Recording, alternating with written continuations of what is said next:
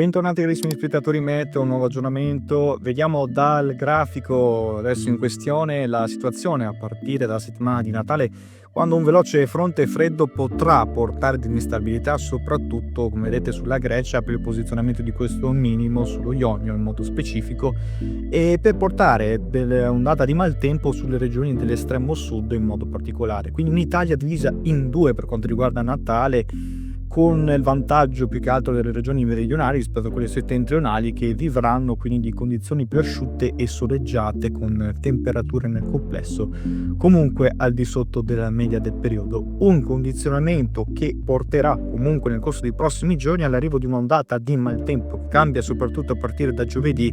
Già comunque nella giornata di mercoledì risentiremo di qualche pioggia soprattutto sulla Toscana centro-settentrionale e sulla Liguria di Levante, per un effetto umido che arriva da sud-ovest, ma da giovedì continueranno però a spingere delle correnti da nord che porteranno ad un peggioramento in realtà da nord-ovest, che spingeranno anche in collegamento con l'aria fredda in ingresso una perturbazione che porterà a delle instabilità a partire dal Levante ligure fino a poi alle restanti regioni nella giornata.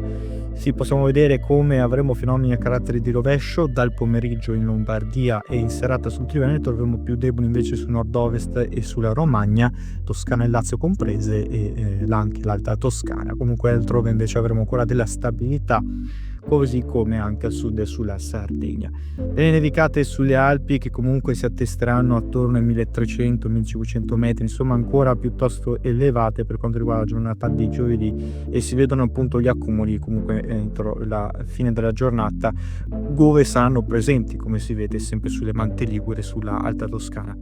Per quanto riguarda la giornata di venerdì, eccolo, la formazione del minimo depressionario che influenzerà le regioni del centro e del sud con forti piogge e temporali, un minimo che viaggerà appunto dalla Sardegna fino alla Sicilia e porterà delle condizioni molto importanti per quanto riguarda il miglioramento del tempo. Invece al nord assisteremo a un peggioramento molto importante al sud, nella Campania in modo particolare, e anche sulla Alta Calabria tirrenica, che risentiranno gli accumuli maggiori con rischio di temporali, e poi attenuazione invece di fenomeni sulla Toscana e Lazio, così come sul resto del nord, dove avremo ampi spazi soleggiati, rovesci anche sulla Sardegna in modo particolare, su quella occidentale e sulla Sicilia.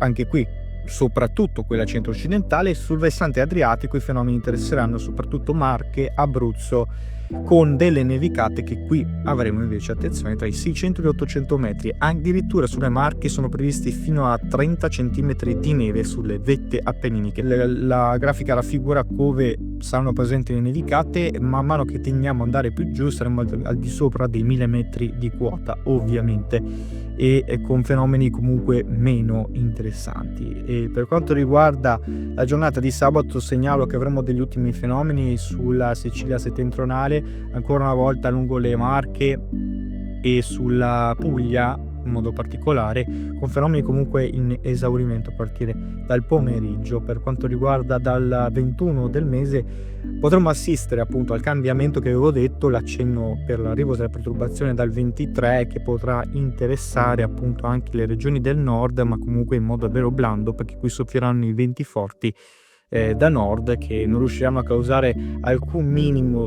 Per esempio sul classico Mar Ligure non si creerà niente, saranno i venti da nord-ovest che spingeranno verso sud-est, di conseguenza la creazione del minimo interessa più che altro, come vi dicevo, lo Ionio, quindi tutto quel comparto adriatico e soprattutto la Grecia, quindi questa è la condizione. Infatti per quanto riguarda il nord sarà sotto il dominio dell'anticiclone a quanto pare nel corso di Natale. Ovviamente una previsione da valutare, vi daremo ovviamente tutti gli aggiornamenti nel corso dei prossimi giorni. Seguiteci sempre.